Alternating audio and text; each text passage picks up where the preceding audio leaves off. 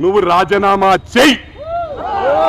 నువ్వు రాజీనామా చేస్తే మైనంపల్లి పోటీ చేస్తాడు. నేను ఎన్నికల్లో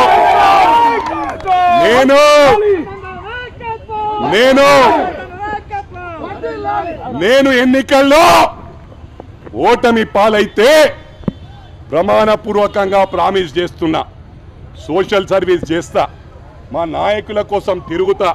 కానీ నేను రాజకీయాల మళ్ళీ ఉండా, పోటీ చెయ్యా. కానీ హరికృష్ణ క్యాన్వసింగ్ చేస్తా, ఆవుల రాజిరెడ్డి అన్నకు చేస్తా, చెరుకు శ్రీనివాసరెడ్డికి చేస్తా, ఇక్కడ ఉన్న వాళ్ళకు మా నర్సారెడ్డి అందరికీ ప్రచారం చేస్తా. మరి నువ్వు సిద్ధంగా ఉన్నావా?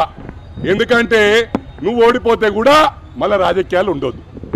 అప్పుడు దీనికి పట్టిన శని 40 సంవత్సరాల నుంచి, ఎందుకంటే మీ మామ మంత్రి ఉన్నప్పుడు కానీ ఎమ్మెల్యే ఉన్నప్పుడు కానీ పిఏగా ఉన్నావు.